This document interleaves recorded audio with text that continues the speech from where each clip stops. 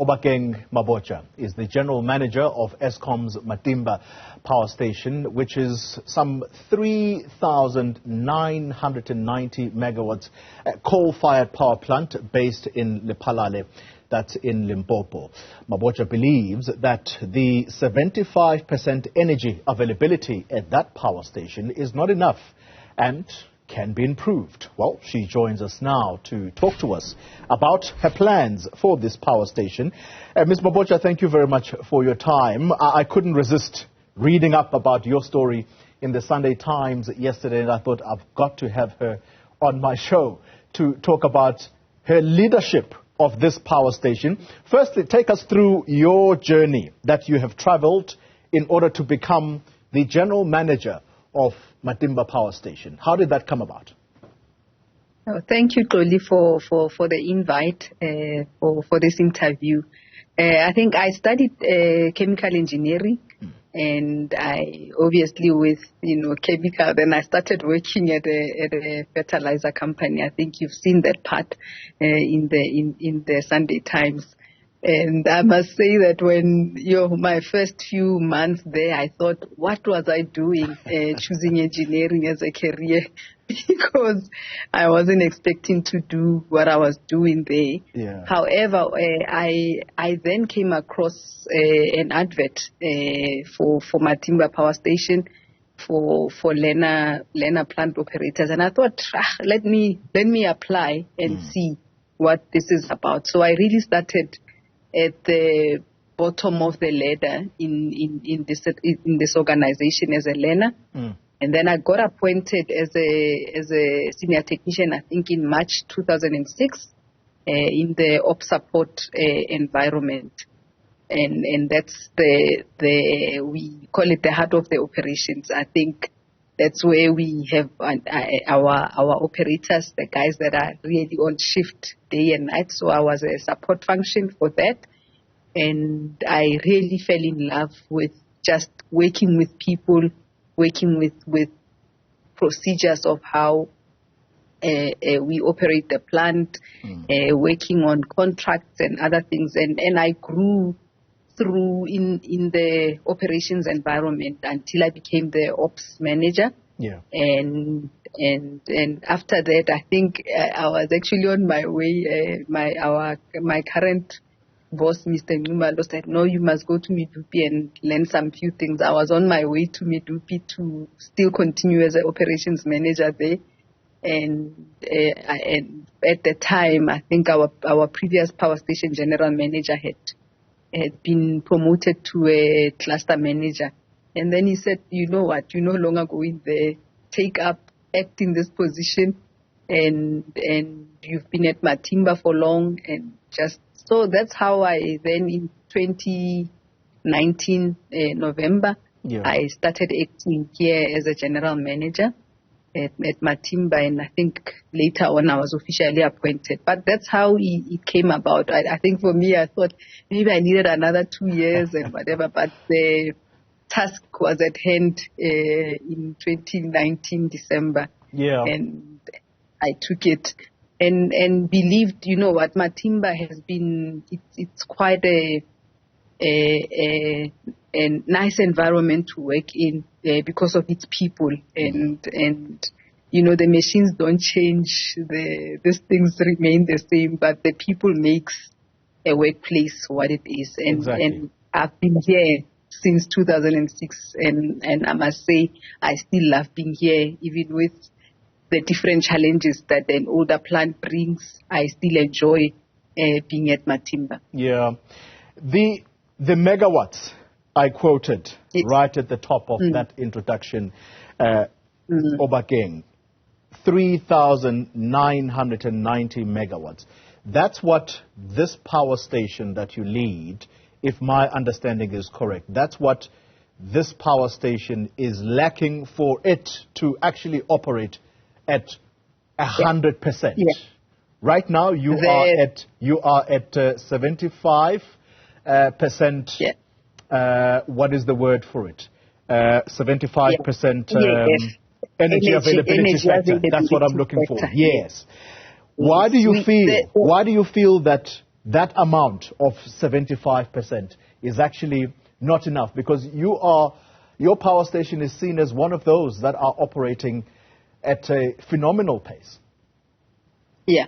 I think, today I was looking at the stats. We're running at 84% in this hour that we are in.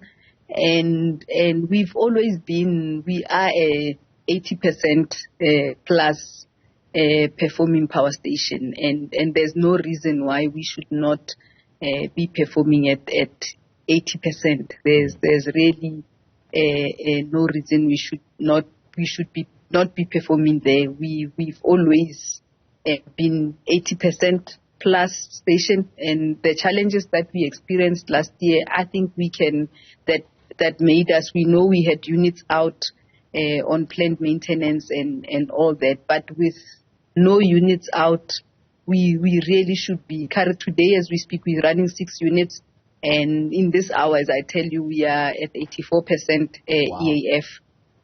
Which is possible, and you can understand why I believe that we can, as a station, sustain an even better energy availability factor, above 75% that we ended the year with last year. Someone listening to you is saying, but why couldn't all of Eskom's managers or all of Eskom's power plants be operating at the level that yours is operating this morning? And reading up in that article yesterday, I was fascinated to come across a word that you used to describe your relationship between the mine that supplies your power station with coal. You said the relationship is, quote unquote, a strong one. And for viewers who may not be aware of a relationship that Eskom power stations have with the coal mines that supply it with coal, what makes for a good relationship? I think for us at Matimba, I must say we are fortunate. Maybe we are fortunate that we only have one mine supplying us, and so you don't have issues of not knowing where did the coal come from. So it's one supplier for Matimba. So that in itself, it's an advantage compared to some of our sites, probably in Mpumalanga, who are getting coal via trucking and all that. So that's already for us. It's a big advantage, in that even when you get, for instance, sometimes maybe during rainy season, the coal is a bit wet on their stockpile, we are able to talk and say, how do we manage this one? Can we blend it and whatever? So really, it's not necessarily even about the strong. We have built strong relationships in the way that we assist each other when we have challenges of different sorts. If my machines are not available, the mine is close by to come and help us. But the fact that we do have a dedicated mine, it's a big advantage for us as a power station. So let me interrupt you there for a second because of time constraints. I know that my team are going to start rushing me. There is, though, the controversy, Obakeng, when it comes to the issue of coal supply to Eskom mines, and that controversial issue, you well know, it is either coal theft or coal swapping. Does your mine suffer from the above? Nothing, no. How come? As I said, it's because we get our coal from the one mine, which is it's an Newzroom mine. So there's no other mines bringing the mine, and our coal comes via a conveyor. So it's not trucks or anything. So everything that comes is measured on the conveyor, either straight to our units, or we stack it on our coal stockyards. But we do not have coal coming in via trucks, which is where the swapping and the theft and the what can come in. Okay. Another major talking point is the procurement of spare parts at these power stations. That's a matter that you addressed in that article with a sense of trepidation, a concern. Yeah. Firstly, let's start with why it is so difficult to get genuine spare parts at record time. If your power station needs a spare part now that's broken down, why can't it get to you in record time? Yeah, I think, you know what, I was thinking with I think we really are just looking for suppliers that can provide us with quality spares. We really just looking for suppliers that can supply us with spares obviously at the right price, because we are a business as well, and somewhere, you know, that can get them even at the right time for us, and that is what we are looking for. I know there's different challenges. We do try where we know the spare is only coming from one supplier. Our engineers will do what we call a sole source, which is allowing us to only buy from the original equipment manufacturer. But there are a lot of other spares that are not that are supplied by different companies, which makes us obviously have to go on the open market. So obviously, when you go on the open market, anybody can tender if they can get that spare for us. And those are the spares where we say they're not necessarily from this one OEM. We can get it from different suppliers. Yeah. So that then obviously creates a lot of, whether you get someone that quotes cheaper than the spare actually costs, and you know, in the advanced stage where you need the spare, the person can just cancel and say, you know what, I underquoted, or whatever the reasons may be. So there's different reasons that we find ourselves where it's not the original equipment manufacturers where we are buying from. I mean, there are different types of spares. I do agree that you can get them from different people. I mean, even some of the OEMs have middlemen that they use in the country to source their spares from them. So that's actually the point I want to come in at. I'm sorry to cut you. The use of middlemen. Is that a policy of Eskom right now? Why is it that you can't get rid of the middlemen? Because you are paying a markup for the use of that middleman in order for them to source the parts for you. Why can't you go straight? Yeah, as I said, police, that there are spares that are not necessarily sold by one original equipment manufacturer. You might get bearings that are sold by different people, so you won't necessarily get to do a sole source.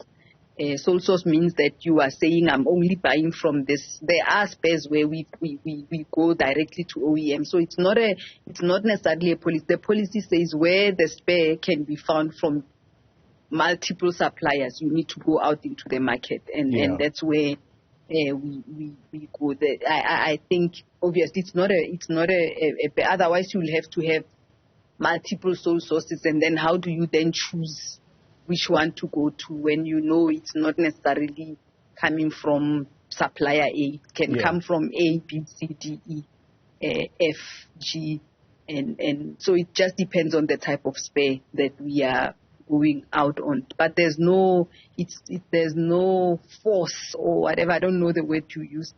But there are spares we can go on the open market for to get. But really, we are looking for me, I always tell my team, we are just looking for people that can give us what we want at the right price, at the right time, with the right quality. And that also depends on how we also write our own specifications when we go out. So there could be different reasons. We are responsible to write proper descriptions of what we want, so that even suppliers, when they get it, they know this I can provide, or this I cannot provide. So if we are also not clear. Final question. Final question to you, Obakeng. Yes. At the moment, I'm sure your team, led by yourself, of course, you sometimes feel the weight of the nation on your shoulders, given the state of load shedding. How have you managed to keep the mood going in that power station? Because what you've described to me earlier, it's almost like you guys operate as a family. And linked to that question, Matimba is going to be decommissioned by the year 2042. How do employees feel about that? Does that dampen the mood somewhat? Yeah, I think 2042, we see it as very far at Matimba. Yeah. And we really, our focus is, as Matimba employees, myself included, is that we focus on the current so that we can have a station that's running, so that when come 2042, we make it difficult for the shareholders to want to close down Matimba Power Station. So really, that's the drive. The drive is that let's keep it going, let's keep it at 80%, let's keep running, so that this old Magogo, when it gets to 2042, it still competes with the new station, and make it difficult for anybody wanting to close it. And that's really how we are looking at. But we also, in terms of keeping the mood going, we've got a responsibility to do that. There's lots of things happening around us. I think as a GM, we deal with not just our employees, we deal with the communities that are looking for jobs, that are looking for opportunities, business opportunities, and stuff. The important thing, I think, is that we also keep the communication going around what are the things that are exciting for these employees. I think Eskom, as much as we are in sometimes in a bad light in the media maybe, or in the communities even, but we still, try to support our employees in terms of their further studies. We still try to support them in terms of other things that are the current drive of our GE with the Winter Challenge. It has made people really positive around thinking we are really appreciated as employees. And that's the first start, besides your salary, but feeling like you are part of a team and you are part of people that make a difference. Obakeng Mabotja, let me thank you very much for your time, and continue doing the great work. You've heard her say today, just this morning, that plant, Matimba Power Station, operating at 84% energy availability factor. That is really good news. Thank you very much. An Eskom Power Station General Manager there in Lephalale. Well, there, a positive story coming out of Eskom.